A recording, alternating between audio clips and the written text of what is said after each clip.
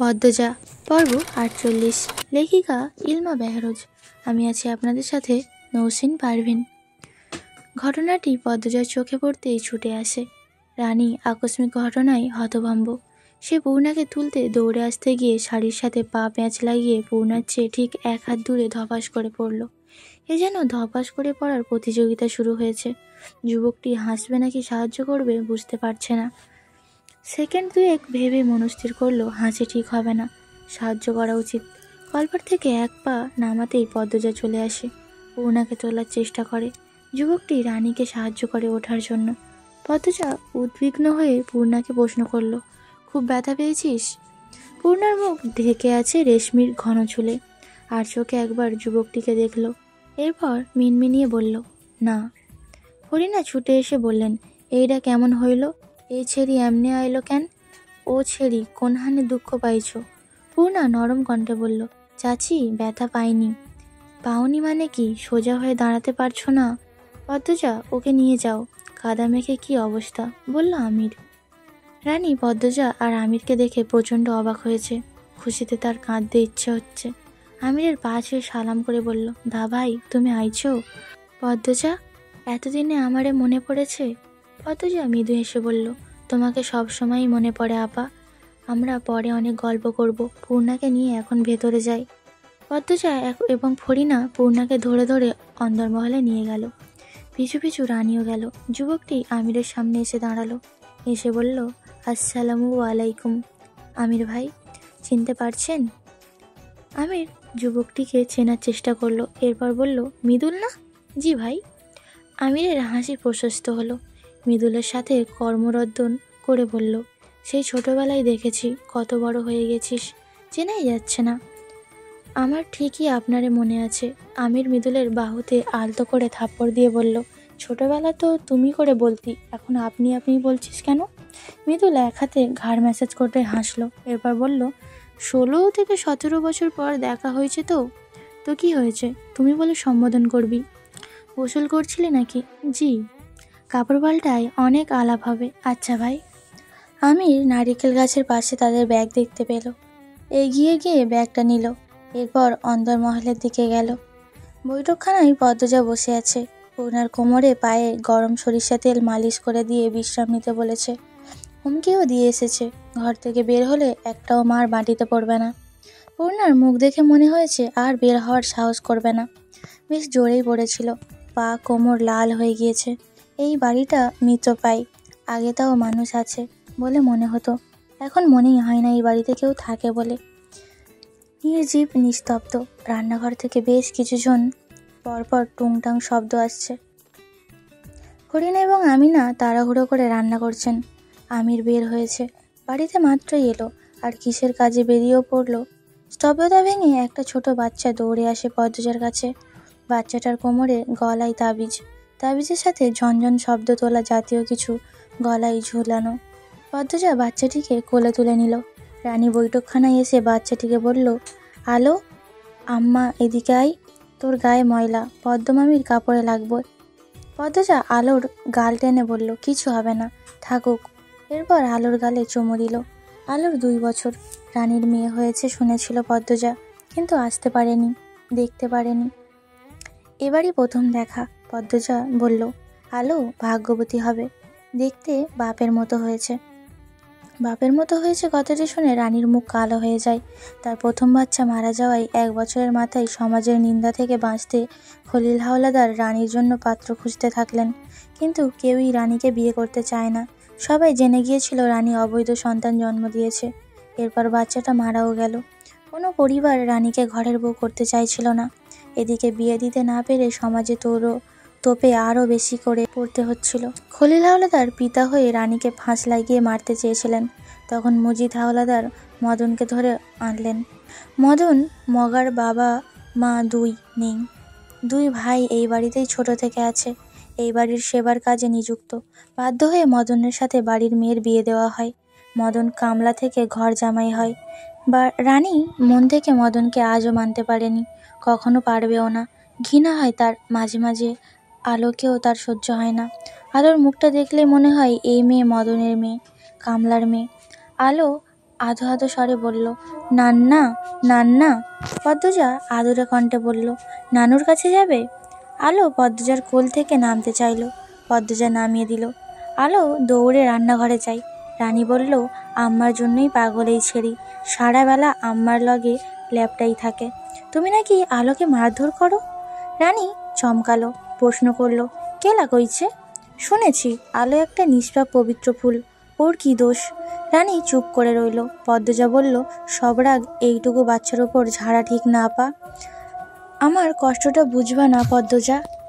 বুঝি, এতটাও অবুঝ আমি না। আলো মদন ভাইয়ের মেয়ে এটা ঠিক, কিন্তু তোমারও তো মেয়ে, তোমার গর্ভে ছিল, তোমার রক্ত খেয়েছে 10 মাস। আমি কি আমার ছেলেরে ভালোবাসি না? বাসি, মাঝে মাঝে খুব রাগ হয় জানো পদ্মজা। আব্দুল ভাইয়ের কথা মনে হইলেই আমার সব অসহ্য লাগে। একলা একলা কান্দি। তখন আলো কানলে আমি ওরে 1-2টা থাপ্পড় মারি। পরে আফসোস হয়, কেন মারলাম ছেলেটারে? ও তো আমারই অংশ। নিজেকে নিয়ন্ত্রণ করার চেষ্টা করো। নিয়তির উপর কারোর হাত নেই। অতীত ভুলতে বলবো না, কিছু অতীত ভোলা যায় না, কিন্তু চাইলেই পরিস্থিতির সাথে মানিয়ে বাঁচা যায়। নিজেকে মানিয়ে নাও। আলোর প্রতি যত্নশীল হও, মানুষের মতো মানুষ করো।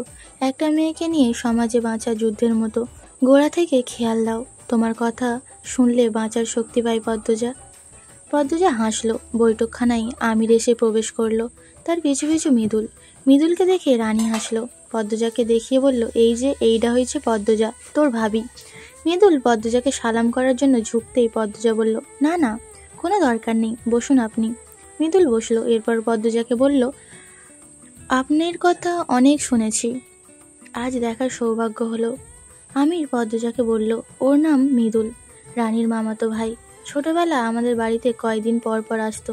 যখন 8-9 বছর তখন দূরে চলে যায়, আর দেখা হয়নি। চাইলে দেখা হতো, কেউ চায়নি, তাই দেখাও হয়নি। কোথায় থাকেন জানতে চাইল পদ্মজা। জি ভাবি, রামপুরা। রামপুরার কথা পদ্মজা শুনেছে। তাদের জেলার শহর এলাকার নাম রামপুরা। সবাই চেনে এই এলাকা।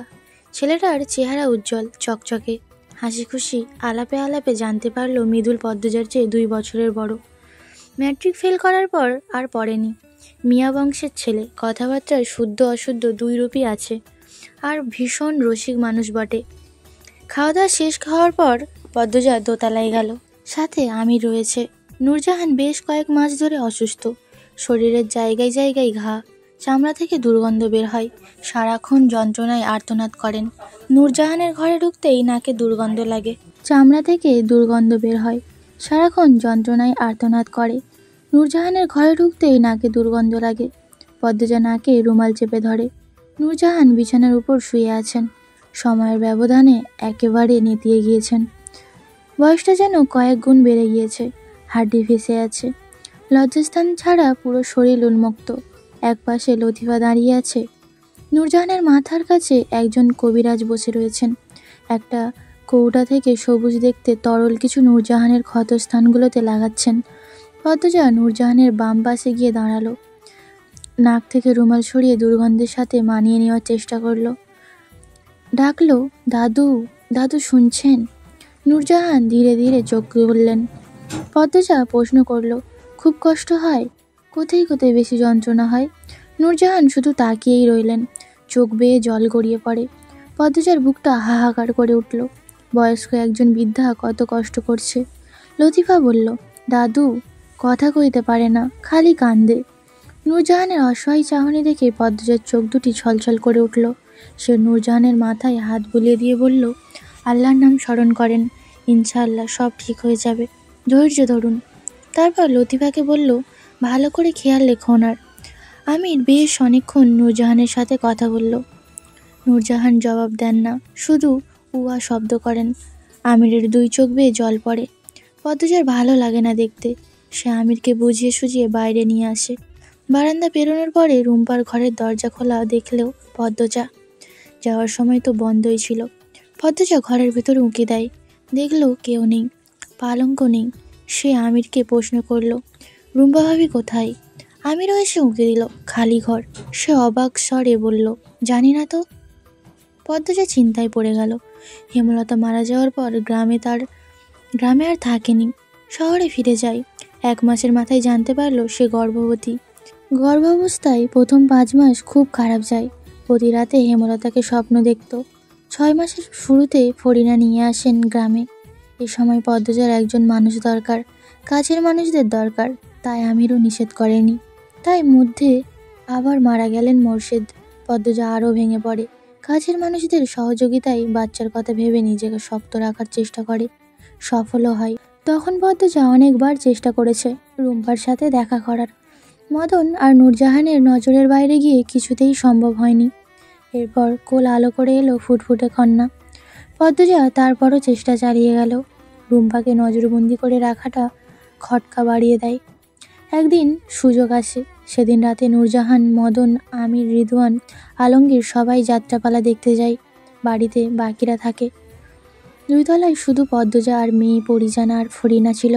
ফরিনার দায়িত্বে পরিজানকে রেখে রুম্পার ঘরে যায় পদ্মজা। রুম্পা তখন প্রস্রাব পায়খানার উপর অচেতন হয়ে পড়েছিল। পদ্মজা নাকে আঁচল চেপে ধরে সব পরিষ্কার করে। রুম্পার জ্ঞান ফেরায়। জানতে পারে 3 দিন ধরে রুম্পাকে খাবার দেওয়া হচ্ছে না। পদ্মজা আবার খাবার নিয়ে আসে, রুম্পাকে খাইয়ে দেয়। কথা বলার সুযোগ হওয়ার আগেই ফরিনা চিৎকার ভেসে আসে। ফরিনার কাছে পারিজা আছে। পদ্মজার বুক ধকভক করে ওঠে। ছুটে বেরিয়ে আসে। ঘরে এসে দেখে ফরিনা নেই। ফরিনার আর্তনাদ ভেসে আসছে কানে। পদ্মজা সেই আর্তনাদের সাথে দুমড়ে মুচড়ে যাচ্ছে। তড়িঘড়ি করে সিঁড়ি বেয়ে নামতে গিয়ে উল্টিয়ে পড়ে, তবুও ছুটে যায়। ফরিনার কান্নায় চিৎকার অনুসরণ করে অন্দরমহলের বাইরে বেরিয়ে আসে। ছাদের আলোয় ভেসে ওঠে তার 3 মাসের কন্যার রক্তাক্ত দেহ। ফুটফুটে কন্যা, ছোট ছোট হাত পাগুলো নিথর থেকে পড়ে আছে। সময় থেমে যায়। মনে হয় নিশুতি রাতের প্রেতাত্মারা একসঙ্গ এই স্বরে চিৎকার করে কাঁদছে। পদ্মজার মস্তিষ্ক ফাঁকা হয়ে যায়। কোন পাষাণ মানব সন্তান 3 মাসের বাচ্চার গলায় ছুরি চালিয়েছে? তার কি হৃদয় নেই?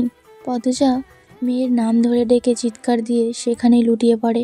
পুলিশ আসে, তদন্ত হয়। ফরিনার দরজা খোলা রেখে ঘুমিয়ে পড়েছিলেন। হঠাৎ করে ঘুম ভেঙে যায়। তিনি হাত বাড়িয়ে দেখেন পারিজা নেই। দ্রুত উঠে বসেন। পদ্মজা নিয়ে গেল নাকি খুঁজতে থাকেন। বারান্দা থেকে বাইরে চোখ পড়তে দেখল একজন মোটা কালো লম্বা চুলের লোক দৌড়ে পালাচ্ছেন। খালি জায়গায় কাঁথায় মোড়ানো কিছু একটা পড়ে আছে। ফরিনা ছুটে বাইরে আসেন। নাতনির রক্তাক্ত দেহ দেখে চিৎকার শুরু করেন। পুলিশ কোনো কিনারা খুঁজে পায়নি। এরপর দিনগুলো বিষাক্ত হয়ে ওঠে। পদ্মজা মাঝরাতে চিৎকার করে কেঁদে উঠত। খাওয়া দাওয়া একদমই করতো না। মাঝরাতে মেয়ের কবরে ছুটে যেত।